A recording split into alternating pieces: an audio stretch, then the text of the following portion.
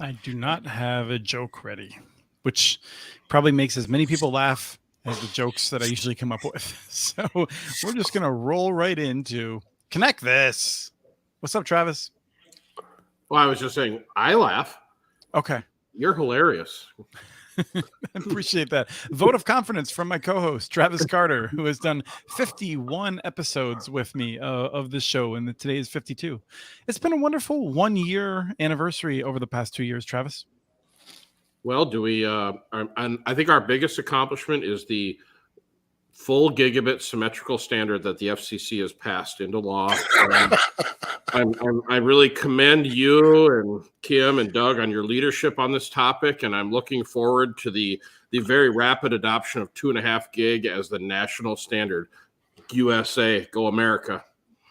I think there's no better example of the effectiveness of us than the fact that the FCC remains 25.3 minimum and for broadband. So, yeah, let's kick the show off right. Travis Carter runs USI Fiber, and that's a Minneapolis-based fiber network, although occasionally he dabbles elsewhere. We got Kim McKinley on from Utah with UTOPIA Fiber, the chief marketing officer, but like vice president and does like tons of other things too. Where are you at? You in Utah again? I am in Utah today. I'm actually at my house. It's impressive. My house doesn't see me much. Yes, I'm here until Tuesday until I take off. But I'm more impressed that Travis could say all of that without even smirking or laughing his last comment. Hey, it's the power of my new magic wand. We can make things happen. Travis is a great straight man. And Doug's amazing article on the 5.9 spectrum opening. I mean, we have a lot of good stuff happening. Kim, I also feel like now we know that there are at least 2 rooms in your house. So it's more impressive each time you come on in a different room. Well, I just had to get some water, so I just decided to bring my computer down instead of walking back upstairs. So it's more of laziness than anything else. And then we also have Doug Dawson, who joins us from Asheville, North Carolina. Doug runs CCGs, worked with like 25 billion clients in the broadband space, and he's trying not to be distracted by roofers that he can watch walking over him, apparently. When you said you could see them, it made me think that you have a real problem with your roof. Well, they're putting new skylights in as we speak, so it's like, hey. Little do they know you're making history. Little do they know. Well, you know, I have to say I'm very impressed that the opening joke was done by Travis. So that was hard. I mean, and you know, the right order of words too. I really worked on that. You did it. You did. You were great. Thank you. So. Yeah. And I am the person that runs the broadband work at the Institute for Local Self-Reliance in St. Paul, Minnesota. Although I'm going to Albuquerque on Sunday night. I'm excited about that. There's a cool conference. It's the State Tribal Broadband Conference, and that's looking to be pretty interesting. And then I'm heading out to DC on Wednesday and Thursday. So I'm going to be all around next week. And then I'm heading back to Arizona then the following week, I think, for the Tribal Telecom Association, which is going to be a cool event. So I'm bouncing around. So if our one listener is out there and wants to meet up, you should let me know. The fan. Showing up in the airport with like a big sign would be terrific. We have several different topics, but we have a peekaboo to start. We actually have 2 peekaboos. So the first is from someone who often tunes in and gives us some feedback on the show. This is a pretty exciting delivery here. They got a bunch of conduit that's heading out. This is for Dakota County, where they have long been putting in conduit. They'll get federal funds or state funds to connect some anchor institutions, and they will make sure they put lots of extra conduit and fiber in the ground at that same time for future expansion. And they've saved, I mean, I think like 5 years ago, the number was they'd saved more than $10 million with this program from compared to leasing assets. And that had generated, even more benefits because that's just the money saved. There's all kinds of additional things for resilience that they've done. So I'm just curious if anyone has a reaction to seeing all this conduit in one place right now. It just makes me happy to know that somebody's shipping conduit somewhere.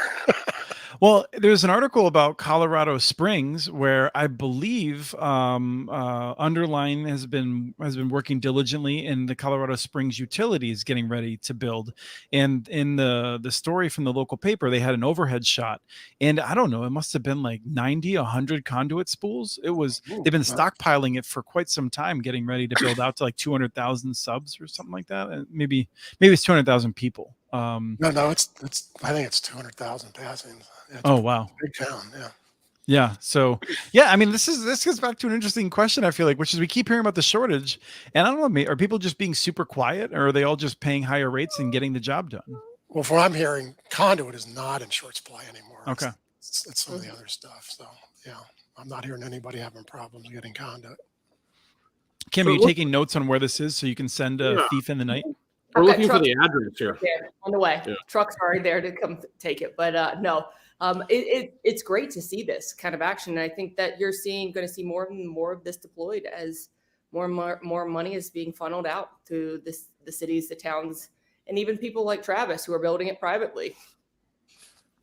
And you can see on the ground in front of the truck, there's already other reels waiting. So that's what I was looking at. Looks like David's like he's kind of hoarding it over there. Are there laws against this? Or I think David is very smart. Speculating. He's probably going to sell it for a profit. Yeah. If there's one person that I think is not speculating, someone who is focused on just doing the best possible job they can, it is definitely David. What's the blue for? Orange is usually the telecom, right? But what's blue typically for? It's a different size. There's nothing magic about the color. I thought the color was supposed to give you some sign of what's in it. Often, if you're encountering it in the wild. Yeah, blue is neutral though. So imagine you dig a hole and you dig down and there's 4 orange conduits, and somebody says go into conduit number 3. How do you know what it is? Mm-hmm. So generally, you do different conduits. You just don't want to do red or yellow or any of the standard. Like we do orange and black are the colors we do. David must do orange and blue. Is pink a conduit yet, or is that coming? It might be, yeah. Custom order. Okay. I like it. That'd be a good idea. So do we have another? I think we might be waiting on the second picture. Do you know the address of this location, Chris? No. Okay.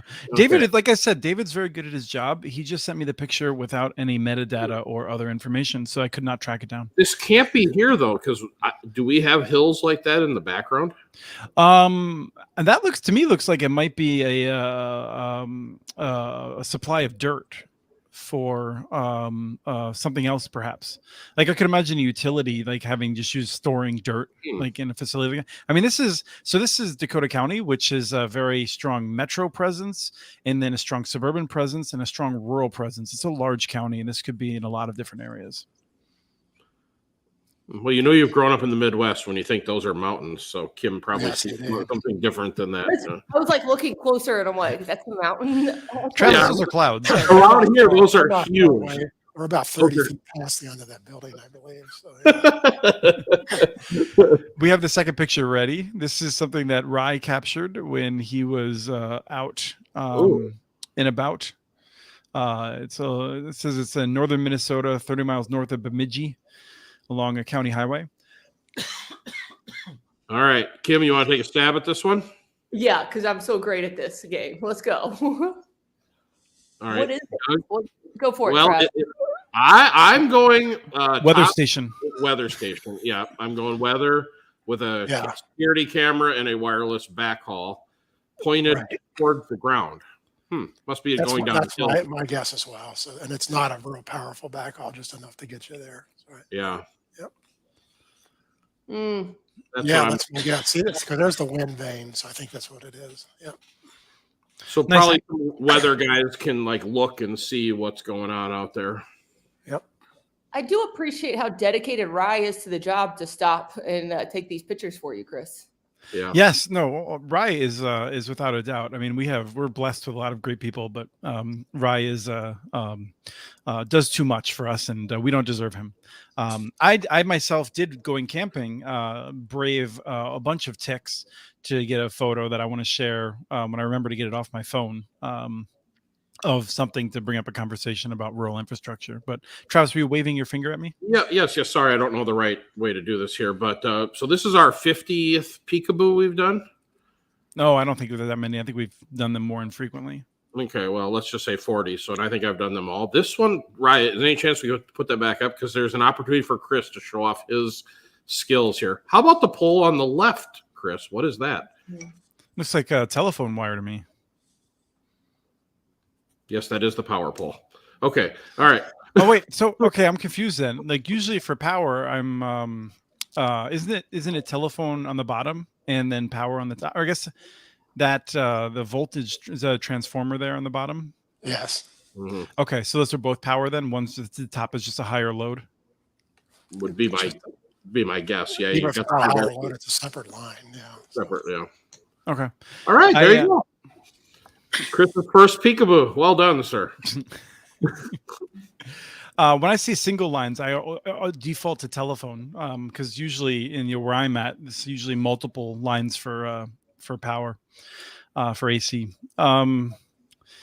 So a quick poll. I feel like let's start off with a little bit of prediction here, right? We're a few days away from where I didn't warn anyone about this. It just jumped in my head during the introduction when I should have been thinking about a joke, and that is the broadband data collection challenges open up in a few days. And are we going to see entirely negative stories from people being like, "What? What is going on? I don't know how to use this. None of us know how to challenge, and the FCC isn't even taking challenges seriously anyway." Like, is this as bad as like internally my team is looking at it? My bet is that the states who have good broadband maps are going to get brutal to challenge the FCC maps. We'll see. What does that mean to get brutal? They're going to challenge block by block and square by square, and it's just going to get real ugly because they really want their state maps to be the basis. And so, it's open up to every community, but most communities just don't have the wherewithal to really get in here and do this. So. Right. A community would often work with a group like mine to provide some help, but like we don't have any ability to access the data to be able to do an analysis. The one thing that can be challenged by communities, I've heard that the fabric, which is just the location of all the buildings in the U.S., in some places is really terrible.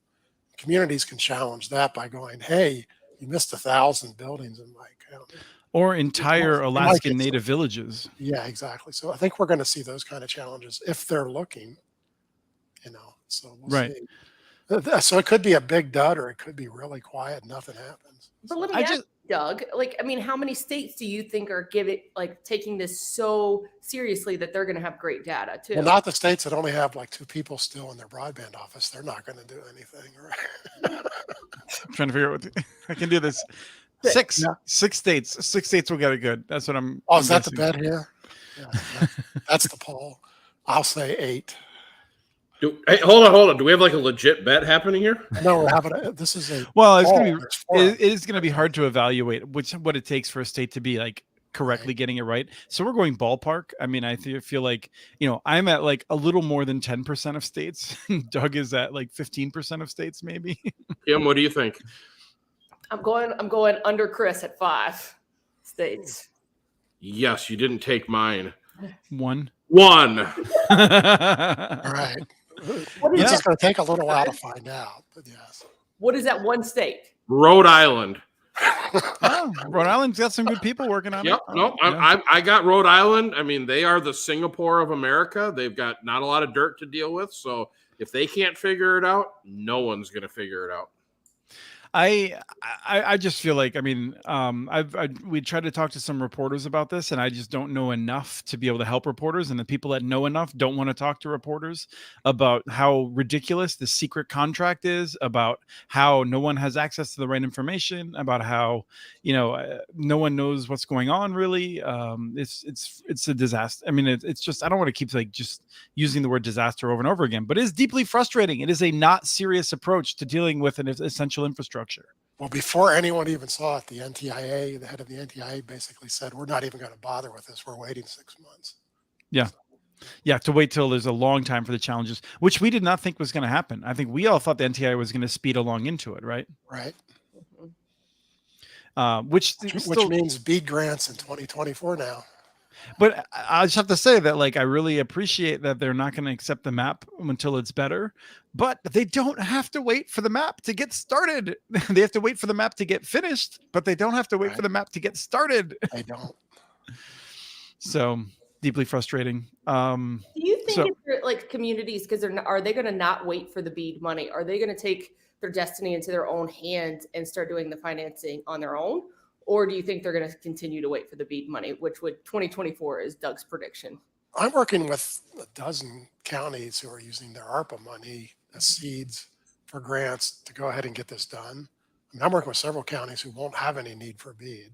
Primarily rural. Most counties are not doing that. I mean, you have to have just the right mix of ARPA money and ISPs to make that work. What kind of density of those? Is there a uniformity to them? They're all rural. They're farms. Yeah. So. Yeah. We're seeing Syracuse using their ARPA dollars now. They were not probably going to get BEAD dollars, but I just feel like deeply frustrated about this process with CostQuest and the secretiveness of the maps. This is something that should be public. Frankly, there's a lot more that should be public about this, and there's just no really good reason for keeping it all so quiet and secret. You're not going to get anyone here disagreeing.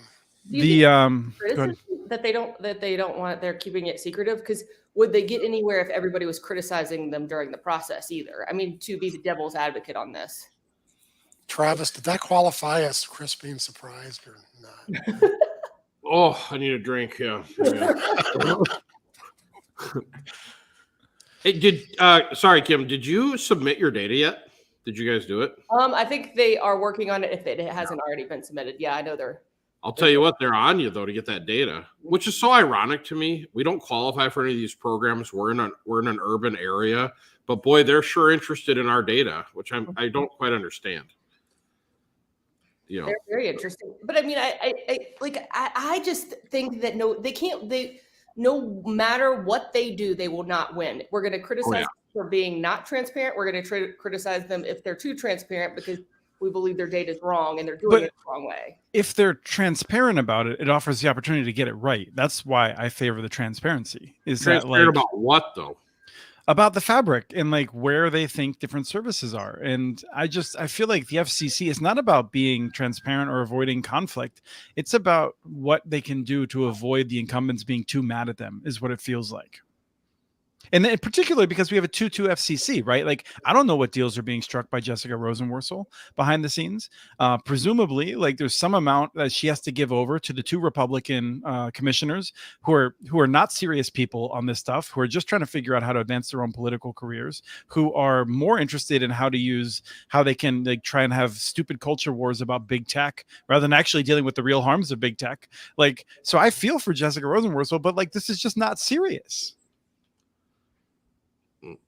I have no opinion. This is the Chris rant episode, in case you all haven't met. Yeah. When he gets fired up, it's great. Let me say this. It's really on a roll today. If you're someone who is not watching this because I rant too much, you should let me know and I'll stop. No, I love it. Boy, we just about had you there too. I think we might double our viewers. Yeah. Well, no, the joke, of course, is if someone's not watching, they'll never tell me that they're not watching. So, wait a minute, it's too late to sneak in. So we were wrong about something else. We were wrong. I'm surprised. We thought Charter would clean up in North Carolina. Charter only partially cleaned up. Doug, what happened in North Carolina with the latest great awards, which I'll remind everyone systematically excludes small providers by requiring a totally unnecessary state letter of credit. But so they only want to give money to the big companies in North Carolina. Which big companies got it? Brightspeed. Are they a company yet? So they renamed? Actually happened. And they may now be a company. They were just about finished all the regulatory approval. But wasn't there used to be a cable company that was like Bright something? That's the folks who bought the CenturyLink property. So they cleaned up. They got a whole bunch of grant money. Yep. So they want to build fiber in rural areas, which should really annoy all the people in the towns they serve who don't have fiber. But they say they're going to build those too. So yeah, we'll see. I mean, I think they said what? They're goal was to build 4 million lines of fiber, I think, some big number. Yeah. Which is, I mean, that's like AT&T numbers. Yeah, Yeah. I feel like this is another episode of Fiber to the press release. Yeah. But I think they're really doing it. I mean, they're going to do it slow, but I think Brightspeed does want to do this because Well, they these recognize grants have like a 2-year window to build, so they can't be dragging us out forever. Yeah. not just that, but this is a rational play for a company that wants to basically establish a monopoly in a bunch of areas that are not going to be attractive for a second provider, and then they'll just squeeze those for decades. Century, they'll be the fiber provider for the next century. Yep, that's what I would do if I was them. Mm-hmm. Yeah.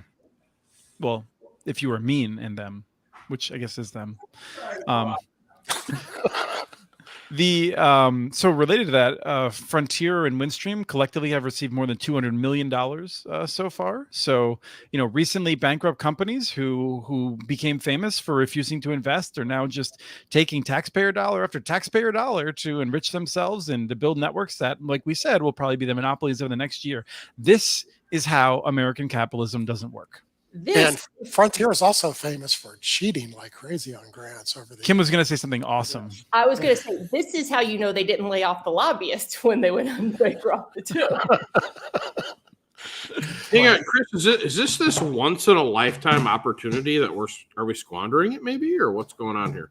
I don't think it's once in a lifetime. I think. Whoa! Episode 42, you said once in a lifetime. Yeah, I did, and then in part because I thought we were going to get more of it right. The thing is, if you screw it up badly enough, it cannot be once in a lifetime. There'll be political pressure to do something in addition to it. So what would that term be? Is this our current once in a lifetime opportunity? Okay, I just want to make sure I understand. I'm trying to think of what animal lives 30 years. Maybe even less. Might be a dog. Horse. There you go. Look at Doug. Yeah. I think tigers in captivity. The other piece of this, what Doug was just saying is, Frontier, just recently settled with Connecticut and Indiana, paying fines for basically not following laws and abusing the process. They are, neither of those states is prepared to not give them money though, to keep using taxpayer dollars on them. So, I mean, it's a business for, it's a game. It's rigged, and I think you give a better sense of why people love Donald Trump, because he pretends that he would rein this sort of crap in, but the game is in fact rigged.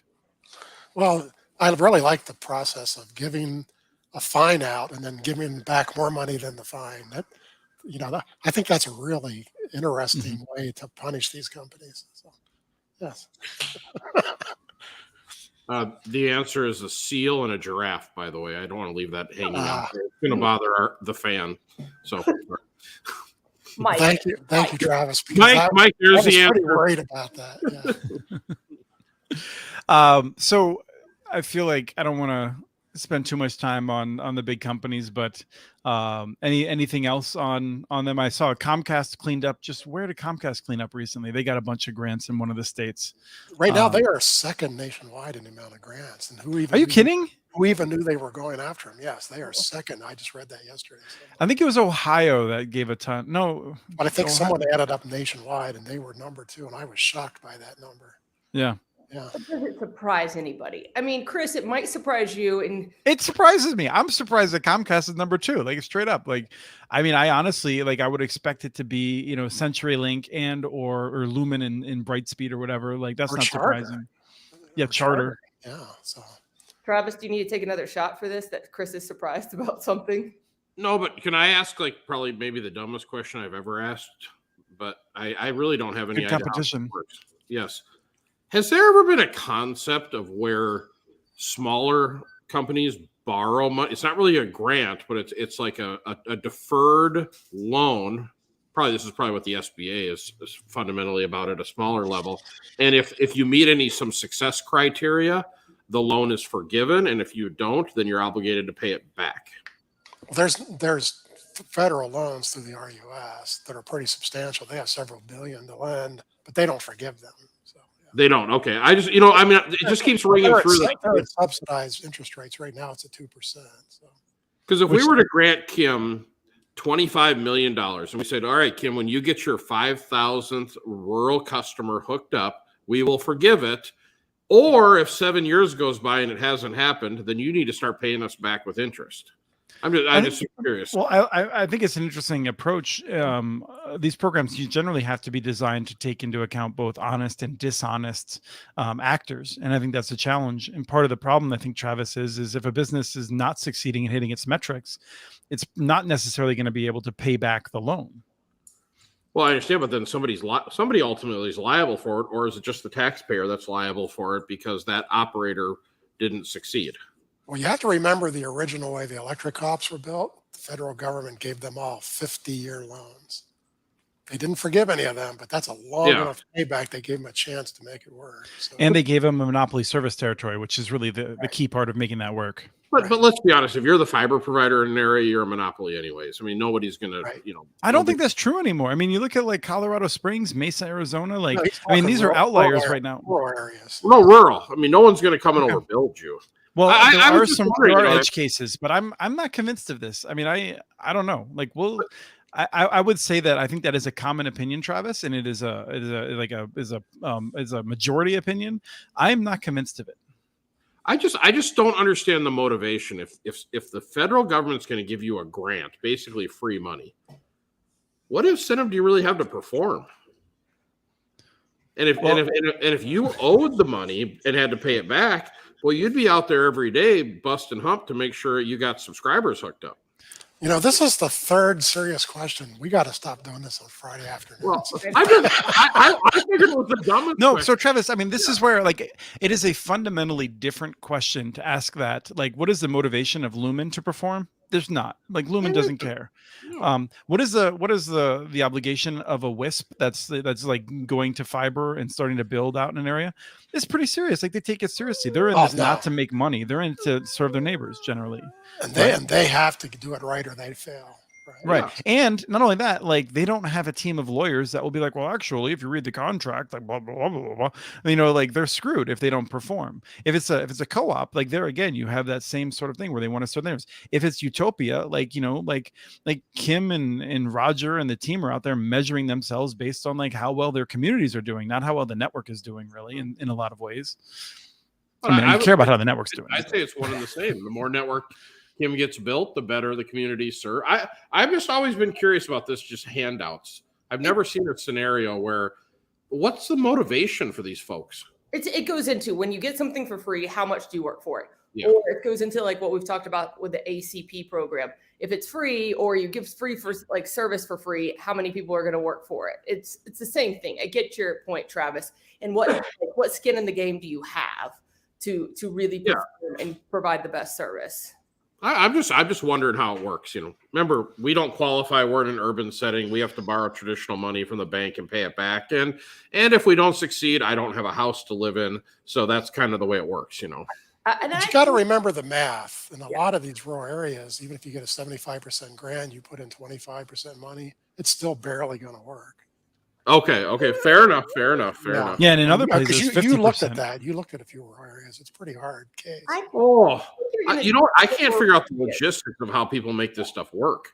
You know, if you got to drive 4 hours to do a service call. Well, that's not most rural. That's like a fraction of 1% of the rural areas, though. Boy, when I drive around this country, it's big and there's not a lot of people. It's not hard. No, but yeah, but like most of the people live in it. I mean, so sorry, Kim, I want to get back to the point you want to make. But like, you know, when you drive west of the Missouri River, you know, that's where you start getting out of that 4-hour area. But like in Iowa, there's almost like it's probably 1% of the population or less that lives in an area where it's like a multiple hour drive. They live near small towns. Like their population is more rooted. And so like there are a lot of areas that have few people. It's just that that's like such a small fraction of where 330 million people live that it's really quite de minimis. Yeah, but most of those people where 330 million people live don't qualify for these once in a lifetime free money. But even most rural people live in some relative density in which you're driving 30 minutes to get to their home, not 2 hours. Fair enough. I like this comment, Titan Core. I'm with you 100%. I'm with you. If I got a loan and there were performance metrics, and Kim probably and Doug are the same, you'd be working so hard to hit those metrics. And I think that's a really good idea. Here's what I fear would happen is you would have a company like a certain 3-letter abbreviation that would be trying to get the money, and superficially hitting the metrics, building the cheapest, like easiest fall apart network imaginable, and then say, I hit the metrics, where's my money? And the network, when it rains, it doesn't work or something like that. Well, Because or they've it done gets such a poor poured job. into CenturyLink and you never see anything. Right, but I mean, this is the issue: is that like if you have a program where you have good metrics, they can only be as good as the people who are measuring them, right? You need to have people in government. Yeah, exactly, and that's what the problem with the FCC is. I think a lot of times people in Congress are like, "This is a really good idea," and the people who are actually like, and then enforcing it are like, "I just want to get through my job, like on Friday," and so like I'm not invested in making sure that this like hits all these like goals. We just have to figure out how to operationalize it and then check boxes, well, which is not to take.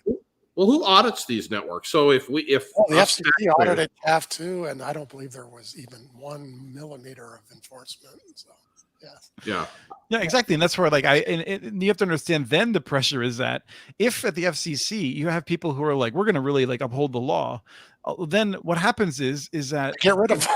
well, CenturyLink goes to Congress and they're like, we're being persecuted. We're being singled out and picked on. And then the boss of the person who did the good work gets hauled up in front of or their boss, like some of them gets hauled in front of Congress and they get yelled at and they're like, well, let's not do that again.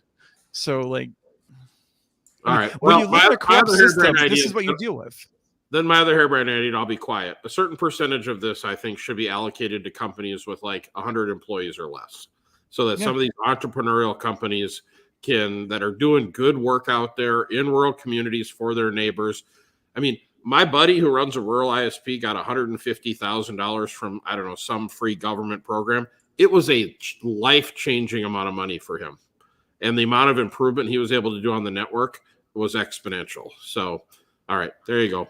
That's Friday afternoon. I've had enough. I'm going to go back to drinking. So, Kim, like 5 minutes ago, we forked this in a direction away from what you were trying to say. Well, I was going to say, because Travis said this, but I think that you are going to see some more overbuilding in rural areas. I do think you're going to see some more of these companies come into rural areas to provide service. I get Travis's point about the monopoly, but I think you're going to see some of these WISP who might be in an adjacent community come in and put fiber into some of these other rural communities who are their neighbors or whatnot, because there is quality issues in the monopoly space in these rural areas, because they're not getting the best speeds, they're not getting the best service quality, and I think that gives a chance for competition to come into some of these areas. And with CAF, I feel like what we saw and some other programs was the money went first to the areas where there was a little bit of competition, right? And so like ideally you want the money to go to areas that have 0 providers, but it was more likely to go to edge cases and so sometimes I feel like we're expecting a lot of places to go from 0 to 1 providers when what happens is more places go from 1 to 2 providers and one of them was crap or something like that. As we say, I mean, this is what Charter did in Montana, right? They just figured out the nicest areas, the areas that, I think the maps hadn't quite caught up to the density or that were growing the most rapidly. And they gamed the system to try to get that money and screw over the people that actually live in more rural conditions. And that's the problem with all this stuff, is that it comes down to gaming. Mm-hmm. It's government at its finest. So I want to know with you, Chris, we keep giving these federal programs, and I'm on Travis's side today, so maybe I'm in a spicy mood. But we keep giving this money into federal programs, and we know that it's going into the lobbyist hands, and we always have the biggest hopes that it's going to go to the right people, but it doesn't seem to. So why do we keep going down this path and over again? We are going down different paths trying to do better. There are billions of dollars going to tribes right now. Hoopa Valley is getting a network, is getting money to build out. I'm super excited about their fiber to the home build there. We just did a story about Pharr, Texas. I want to talk about that a little bit here. Very low income, unconnected place. They're using rescue plan dollars to connect low income folks. Some of the money goes to good folks. And this gets back to something we've talked about before. And that's that I feel like if 40% of the money is spent right, it justifies spending 100% of the money because the returns on that 40% are so great. So we should be trying to do better, but there is no program that results in 100% of the money or 90% of the money being spent well. Fair enough. I thought Travis, you had unmuted for a second. I was hoping Doug was gonna agree with me. Well, I'm not going to agree with you. I think that certain parts of the country, the money is going to go to small providers. When you go through the Midwest, where every county has 2 or 3 independent telephone companies, and the rest is electric co-ops. I think those companies are going to win these grants. It's not going to go to the big companies. Where it's going to go to the big companies is where it's needed most, because those companies already have fiber and they're just going to edge out. Places like West Virginia, it's all going to go to a big guy. So Appalachia is going to have that happen. And that's where we need little guys to come in and do a good job. So I think it's, there parts of the country will go to the right people. So that's why it probably justifies Chris' 40% thing. So. Where do you think about the lowest income areas, parts of Arkansas that aren't served by the co-ops, Mississippi that aren't served by co-ops? Who do you think is going to go after that money, Doug? You think it's just going to sit there, or is someone going to go for it? Oh no, that'll be CenturyLink or Frontier or somebody. That's easy pickings when no one else is going after it. I believe CenturyLink is going to ask for BEAD grants in every single inch of their territory. Frontier will as well. Now they won't win, because anytime there's a better provider, most state broadband offices will give it to the other guy, particularly if that's who the counties support. But they're going to win a lot of those places, and the places that don't have electric co-op, boom, right? So I think it's all going to be awarded. The question is there enough money in the pot to actually do them all? That's still the big unknown question. So. Right. So let's move to Tarana. What's the Tarana update, Travis? Tarana is mounted, it's cabled, it's ready to go. Tuesday we start testing, so I'm going to be interested to see. So what does the test consist of? Well, our very, very, very proprietary and secret way of doing this is we have a pole mounted in the bed of a pickup truck, and we drive around and to different areas in the city with different types of foliage, open areas, and then we watch YouTube videos, and we make sure that we buffer correctly. And of course, the occasional speed test, just because that's what customers will do. And then we measure signal, and then we'll do the same exact spots again in the dead of winter when all the leaves have fallen off the trees. And this is an incredibly scientific approach to wireless engineering. So it's actually how everyone does the wireless. Yeah. And we have a real fancy modeling system, that is never accurate. So the software is never accurate. So we go out and do it the hillbilly style. You call it the turn right here approach. Exactly. The best thing about his test, he's going to find all the low hanging wires in the city as he drives around with his pole. Yep. No, we've been doing it this way for 20 years, and it actually works because it really simulates the real world. Then we're going to put a couple cameras up and start streaming high def, because the upload, it tends to always be the problem. All these manufacturers, do things on the download. So we'll stress the upload, and we'll see what we do. We'll see what we get. I know I sent you the picture of the tower, and so maybe next time we can show off the results. And this is a decently high. Go ahead, Kim. I didn't hear you. Important question. What kind of truck are you driving around in on this? Pickup truck. Is it like in the 1970s? Does it have a Hemi? Yeah. Oh, of course it has a Hemi. It's a Ram. Yeah. It's a big guy. So we'll just, we'll drive around, a couple laptops, because, I'm a real fan of TDD, modulation, so that, air fairness. And apparently Tarana has it in it. So we'll see how it works. And this is a high RF environment, right? Oh yeah. It'll be very good. And you're using unlicensed spectrum, right? Yep, this will be in the 5 gig spectrum. Now, apparently they have some 6 gig coming out. And again, since I am the fan of pots and pans, the 5.9 spectrum hopefully will be included in that radio. It's just empty right now. That's a great place to try. Yeah. Actually, I appreciate that, Doug, because I've been a little lazy keeping up on stuff. So I appreciate you doing all the heavy lifting for us. Let's answer this, and then let's talk a little bit about 5.9.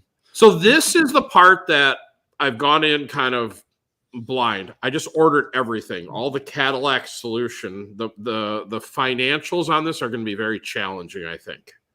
But I want to either qualify it or disqualify it, and in what cases. So we have some fringe areas of the network where we've got surveillance cameras or utility meters and things like that. Or 3 customers the park board won't let you get to. Yeah. Those are the type that we're going to try to serve with this. I have high hopes. We'll see how it works.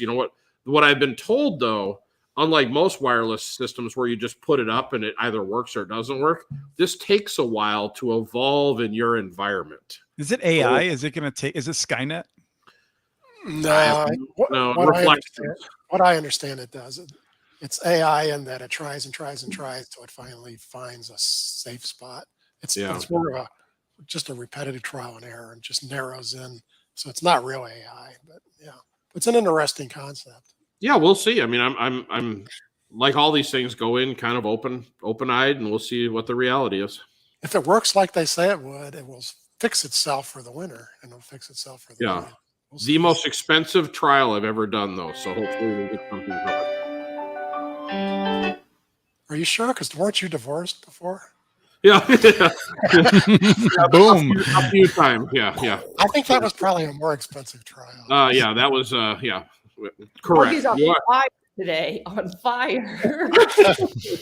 So yes, more to come on the Tarana setup. At least it's here, it's mounted, ready to go. And Juan, we'll see. I hope there's a case here, but it's tough when we have fiber running up and down the streets to make much of a case for anything else. But we'll see. So I want to ask Kim, if we had a fair working regime for utility poles, would you do more to deploy on utility poles than you do currently? I think we would. I think absolutely we would. But I mean, you don't because of what is happening on the utility poles. And it's ridiculous that we'll be building down a street and then you have to go underground for 2 poles and then back up just to avoid those 2 poles and the 5 months of permitting that it takes to get on those 2 poles just to go down the street. So I think we would. I mean, they don't let those decisions happen or let me decide those. But yeah, I think it would be absolutely a no-brainer. It's cheaper. It's easier to deploy. So since you do a lot of the political thinking and you're involved in that, are you paying attention to what Charter and some of the other companies are pushing to try to change the way we do polls? And, do you have any hopes for that? I haven't. I've heard a little bit, but do explain what's going on, Chris, so I'm not speaking uneducatedly. Oh, sorry. Doug's over there on the left. I guess he has to explain. Well, I just can't let it pass that Chris said doo-doo. So, yeah. Every 5 years, the big companies come out and ask for relaxed polls. It's never going to happen because it pits the telcos against the electric companies, and they're just as powerful. And so, these don't typically go anywhere. They're never going to have a free-for-all where you just come out and cheaply put stuff on poles. It's never going to migrate to that. So this is at least the 6th or 7th one of these in my career. So, but they are trying again, and because it is such a problem to get on them, and they're absolutely right about the problems. But the solution to get on a pole that has already 6 or 7 guys on it is not as complex. So I have a question. Is it whether we should lax these rules for pole access, or should we do micro trenching that could reduce the lifetime of the roads to a lesser extent? So which is they're not looking for any regulation for micro trenching. That they're just trying to talk cities into allowing that. That's a local issue. So there's no federal rules against micro trenching. But I think it's going to become more of an issue as more people want to micro trench into areas. Like, a lot of people want to micro trench right now. Well, I think it'll be at the state though, won't it? States may pass rules on it. Yeah. I can't. I mean, I don't have as much visibility. They may not, because this is mostly in cities, and they'll probably just let cities fight their own battle. Who knows? Well, I mean, this is an issue in California, but that's where I don't see how the federal government would get involved in micro trenching because it's 2 levels away. Right. I can't imagine. No one's calling for it. So for people who aren't as familiar, I think, the issue is basically who pays and what are the timelines for getting onto poles. And traditionally, the new entrant pays for fixing the mistakes of the other folks who are there. And that sucks. And it's not fair. But I'm not going to cry for Charter. And I don't want to change the rules right when it's most convenient for Charter either. So, there's a part of me. I don't think electric co-ops should have to raise their rates to help Charter get more federal dollars. That's one of the things that just irks me about this whole thing. Well, Charter now wants, just to answer Kim's question, they want all the current guys to pay a little bit to help Charter get onto the pole. So Because why would they not? Because they don't own any poles. Charter's not a big pole owner, so they think that's a great idea. So I know that we've had this battle over and over again, right? But why do we keep facing this battle if it keeps getting rejected? Do they feel like they have hopes that it's going to actually get passed? Why do they feel like they have hope that it's actually going to get Every passed? time we do this, there's a little incremental change. They'll get something out of it. And every little bit counts, right? So, And if the FCC opens a docket, they don't usually do nothing. They'll do something. It won't be major. yeah, and when you're deploying on, what would the scale be? Tens of millions of poles, hundreds of millions of poles? It will make a difference. For all the charters talking about building, I don't think it's 100 million, but it could be tens of millions. Because I mean, just the city of Nashville alone, I think Google is looking to get on 113,000 poles or something like that. Yeah. It's a lot of poles. Well, I mean, I think that's my point here in Salt Lake. So I live in Salt Lake City, which is a Google Fiber city. And I know that they put in for a lot of pole requests to get on the poles, but they ended up going micro trenching and most of the areas are underground. And it's like, so some of these people are going to have to pivot to go in another direction if they can't get the pole access that they want. And I understand why they're coming out there, but I also know the pole in my backyard looks like it's going to fall down now. So putting anything else on it, I don't think is going to work either. So it's kind of, it's an interesting battle, and who really does pay for the pole if people want to, like, more people attach? I don't know. Yeah, I mean, I don't think there's a fair solution, really. Ultimately, well, the solution they're talking about is they go to arbitration. Can you imagine arbitrating each pole? Travis, do you have any thoughts about all this? He buries. He doesn't care. I Yeah, but would. he would I love would. to be I on wouldn't. poles. I wouldn't go on any. In hindsight, if you operate your network from an Excel spreadsheet, going on poles makes sense. In the reality of the world, if you can be the first to do the underground network in the public right away, you're the cheapest one in, and you build the most reliable network, and you have the best marketing advantage over your competition because every single homeowner doesn't like the aerial cables running through their backyard. Right. So if we had been worried about poles, we wouldn't even have one customer. We'd still be talking about it. And the same with micro trenching.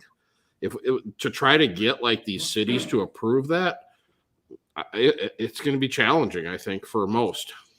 My favorite is when you have a pole that has a CenturyLink tag on it, and CenturyLink is like, it's not our pole. Right. Oh yeah. No, I think the public right of way is where these networks should live. It is more expensive. It takes more time, but you know what? They are so reliable if you go underground. Mm-hmm. I'm looking forward to the show when Travis finally gets to my neighborhood and I can snip the telephone and cable line, and then I have no aerial lines over the back except for a telephone, or I mean the electric line, which actually runs right along the property line with a neighbor, so it's not even really a problem. Careful. I feel like that's going to be the one place in town where he's just going to cross the other side of the street. Oh, we're skipping that town. I already know where he lives. So no, it's actually interesting. There is a company in the Twin Cities here that what they do is come behind us and offer a service to residents to remove the other lines from their backyard. So there's a whole little cottage industry that's kicked up from behind it. Yeah, so that's awesome. Yeah, when they go out in their backyard, they can now see the sun. Yeah, the other people never take their wires down. Yeah. Oh, and so these guys will come in, they'll clip the lines, and they'll open the sky back up.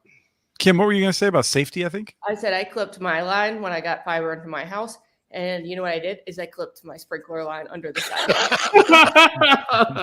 sidewalk. Whoops, that took a minute to fix. Yeah. Pharr, Texas. I don't know. Did anyone do a little bit of checking that out? I'm the podcast of last week for Community Broadband Bits. I really enjoyed talking with them.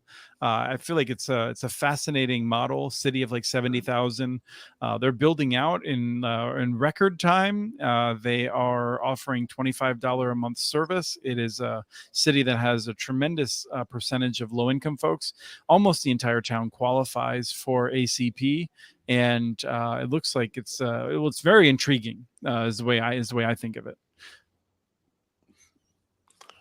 It's all a matter of making the numbers work, but good for them. Obviously they think the numbers work. So their big challenge, if they're really relying on ACP, they're going to have a real problem when that fund runs out of money. Right, in 2 years, could very well be. Right. So I'm listening to the podcast, and I just knew exactly the piece Chris was going to pick up on, the $25 internet. Mhm. What was the part that I picked up on? The two gentlemen had the right attitude. They had can-do attitudes. They had no excuses. They weren't letting things get in the way. They were problem solving every single day. Probably no different than what you deal with every day, Kim, deploying this network. I was just real impressed with their attitude of like, yeah, we're going to get this done in a year. And Chris is like, huh? A year? How can you get it done in a year? And they're like, I have not heard of anyone doing 70,000 addresses in a year. And I was like, yay, go team, right? And I was just, those are the type of people that are going to get networks deployed versus the people that talk and Excel spreadsheet and do feasibility studies for the millionth time. I'm impressed with those guys. Sorry, Kim, go ahead. Yeah, no, I don't remember his name, but the CIO, who is the one, Jose. Yeah, Jose. He for a city employee to really be that passionate about this, I think is huge too, because a lot of CIOs are the ones who stop these projects because they don't want to do the extra work of what it takes to go the extra mile for their residents. So I think you have to give a lot of kudos to him and what he is doing over there. Huge. Yeah, I think there's a lot that an inspirational mayor can, with the right appointments, can really make a difference. And, you take the same mayor and like Kim said, you have a different IT director who's just trying to figure out how to be turfy and not rock the boat at all. And it's a whole different situation. So I can't tell you how many cities I've worked with where one of those two people stopped this from happening. Right. So it takes everybody in sync. Well, and it's one of those things where sometimes they have a point and sometimes they're just a coward. And it's really frustrating because there's definitely been, or sometimes they're just a little bit lazy and they don't want extra work. Right. Yeah. Right. Yeah. Because it is work. It is real work. And it is a commitment to multiple years of headaches to work it out. I wanted to talk about Starry because they got their money from RDOF. And so when Starry started, I think they were going to do like 60 gigahertz and they were doing all this reflection stuff and they're going to be doing gigabit wireless over this and like the Boston suburbs. And I just felt like I talked to some technical people and they're like, not going to work. Nope. Not going to happen. And it feels like Starry has pivoted multiple times to the point at which I don't even really know what they're doing anymore, but people keep talking about them, like really being excited about them. They're doing rural, they're doing urban. Doug, you have a sense of what they're doing, and I was hoping you could explain it. Yeah, they have two different business models. They've been very good in urban areas where they simply bounce to a receiver in your apartment building in a high rise, or they go to the top of the building, bring gigabit to the whole building and then distribute it. So they've been doing very well. It's like $50 a month.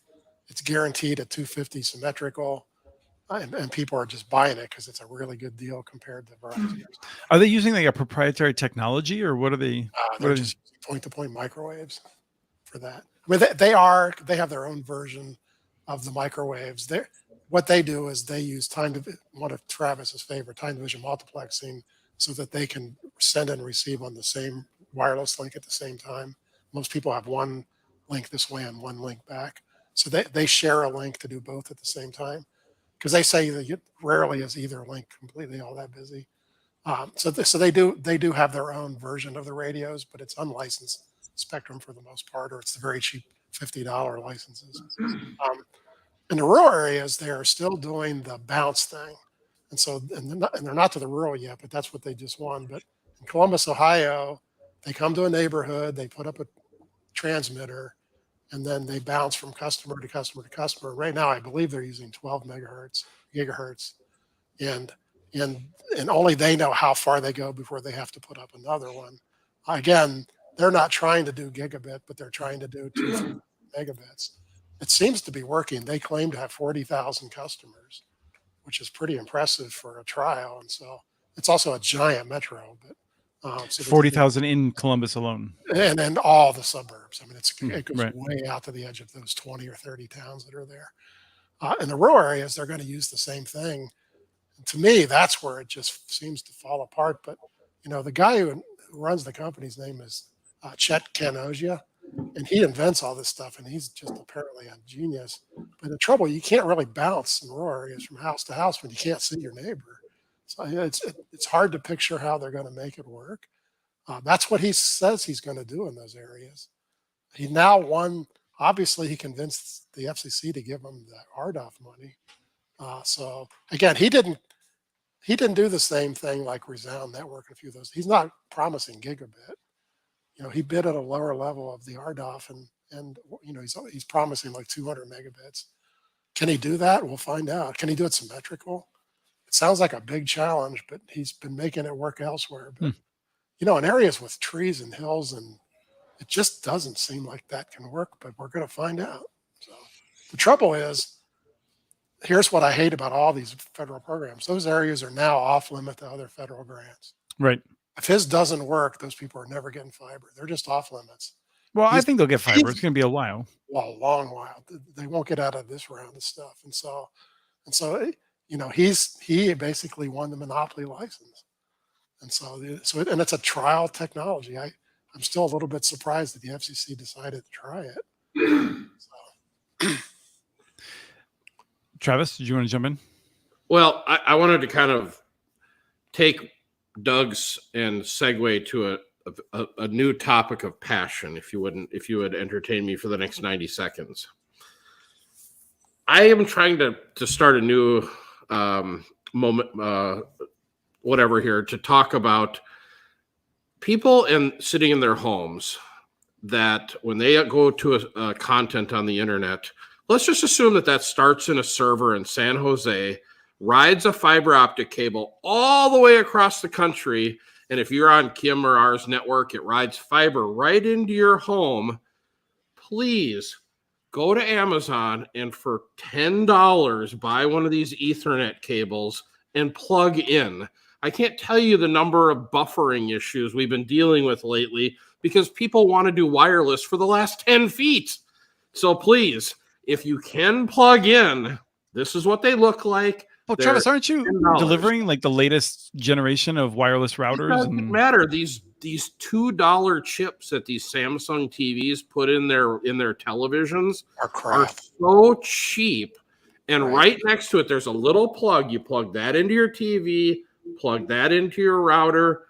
You will not have any more buffering. So that poor fiber cable from San Jose to Minneapolis to your house, and these people insist on going wireless the last 10 feet. So, I'll say I have in my basement right now, not well organized yet. I have on the order of 35 to 45 patch cables to different parts of my house, which I'm not expecting most people to do. Most people also aren't renovating their house room by room. But if you are not running a wire to your TV and other areas that are gobbling that up, where you do have a real issue with having that buffering issue, then you're doing it wrong. Like you should never be competing with your television of all things for bandwidth. It's just crazy. I just please, I implore people. I just got to go. This is I think episode 51 is the Travis Makes Two Speech episode. This is episode 52. Kim? This is my public service announcement. Here it is. In any scenario when you're using the internet, any scenario, wireless should be your last choice. If you don't have any other choice, use wireless. But if you have fiber, cable, hell, anything other than wireless, and please, I'll give you $10. Just plug in, and you'll be happy. So. Okay. We are now going to be boycotted by the Wi-Fi. I'm going to be the devil on this show. Is that my router is like 10 feet from me. My TV's behind me. The only way to get there is probably over my couch. It is not going to work really well to get there. But I also live in an over 130-year-old house, so I get that, and I live in a different scenario. But I also understand that I live alone and I have 1 gig speed. So I don't really have that problem to my TV. Then turn off the 2.4 gigahertz radio in your television. That would be the next thing. So, all right, off my soapbox. Okay. Kim, if you have an unfinished basement or unfinished area above you, that's the way to do it.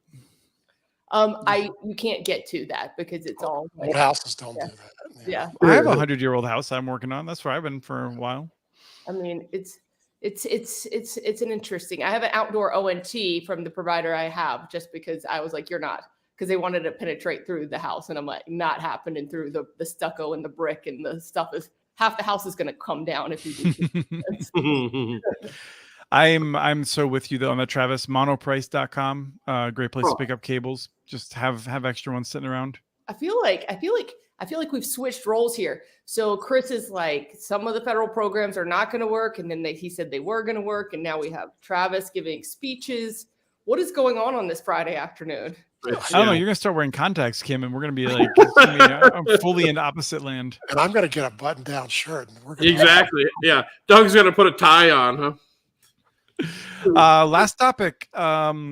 The states and the bullshit challenges.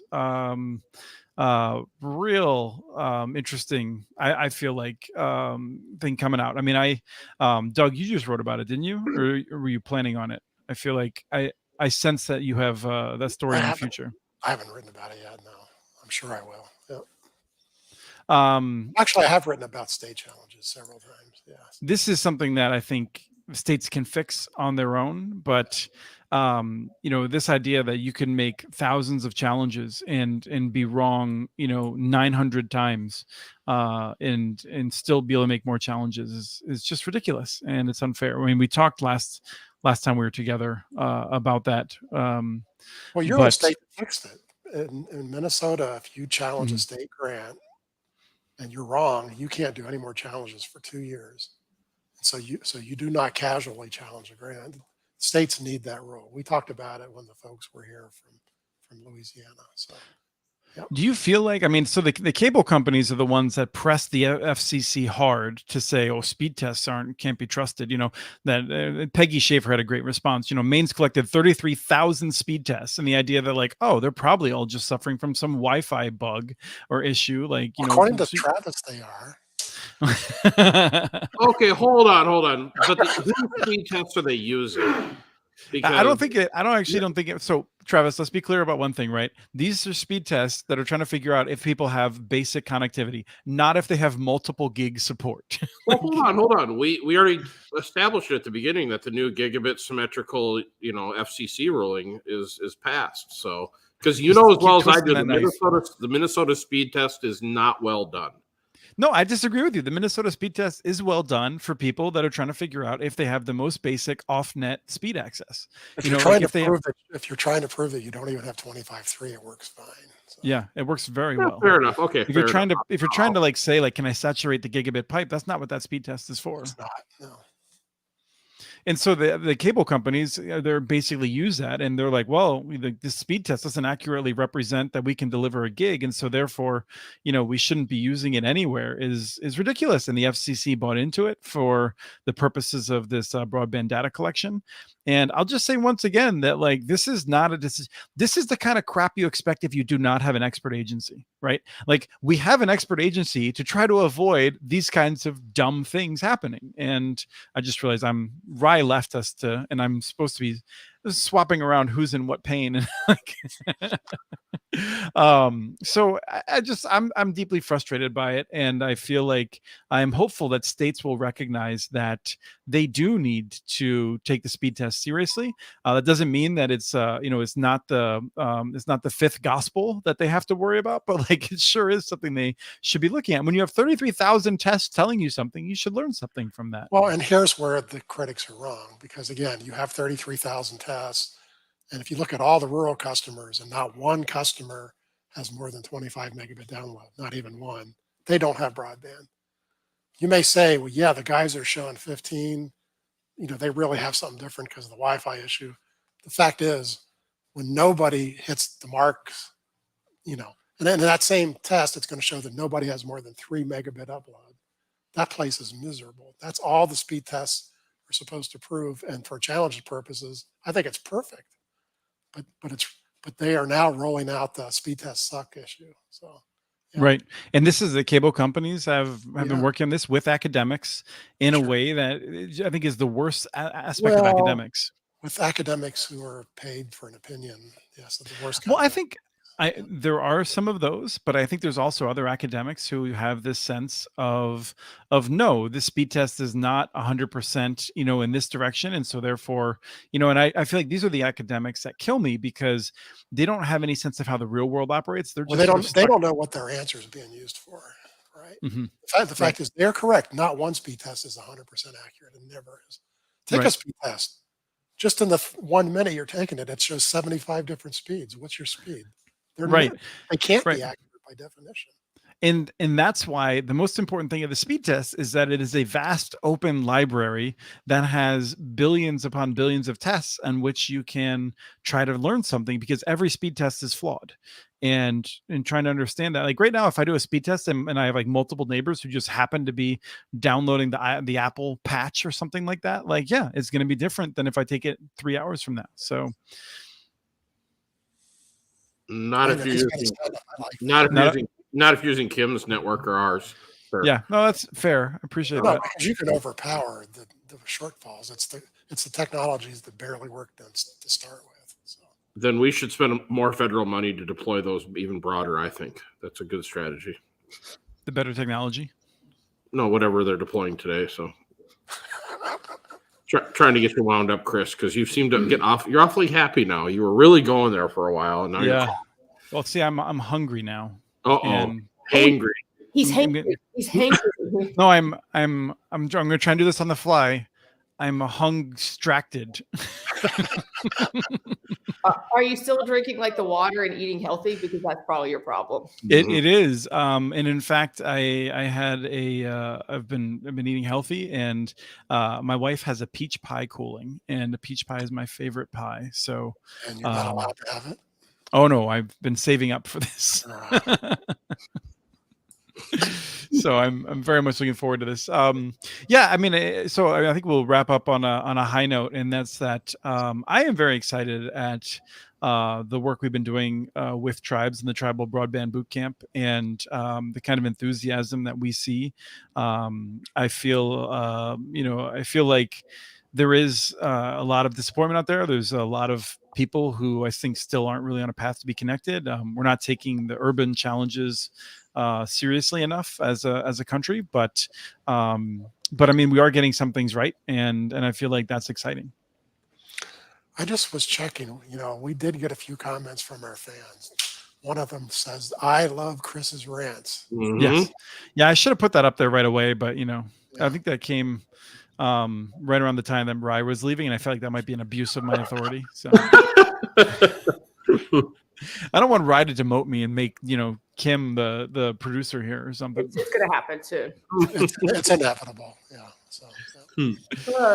No, I mean, we all like your rants. I was just so confused when you were like going against the federal programs at the beginning of the show. It just threw me for a loop. Well, I figure I'll just switch my positions every so often to make people want to come back and figure out what's Chris saying today.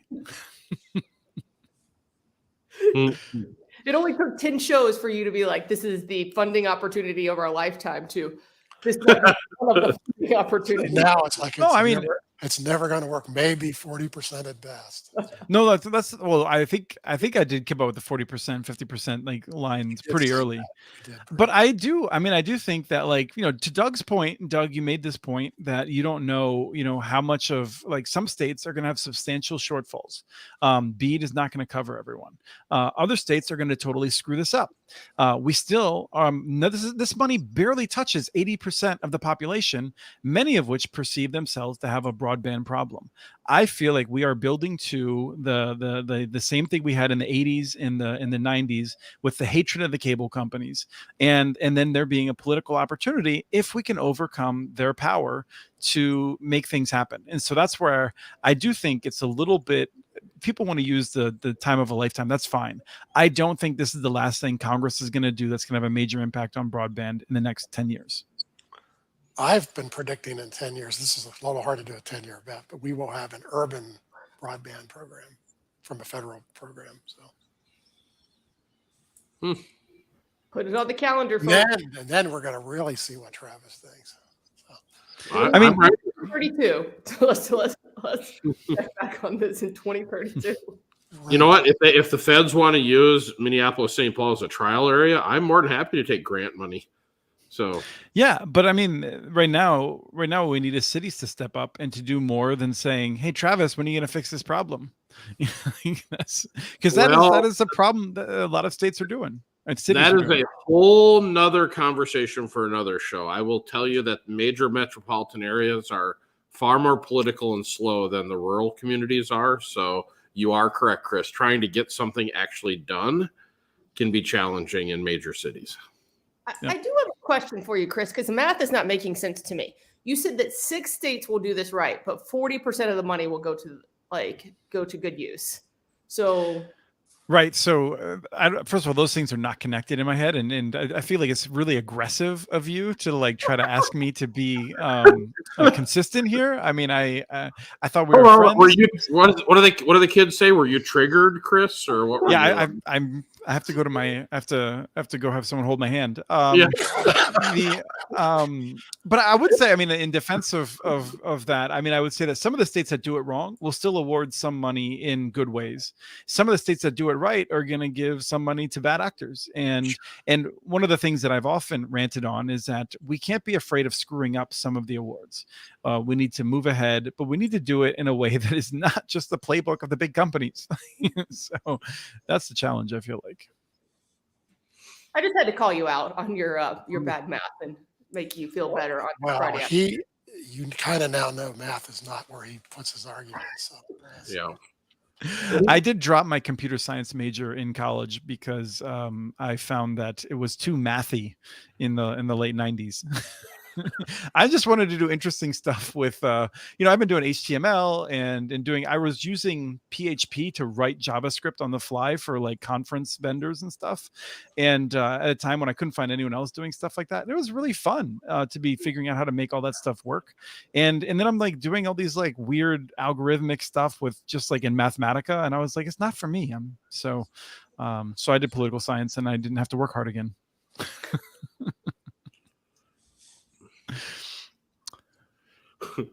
I like Juan. Bad actor.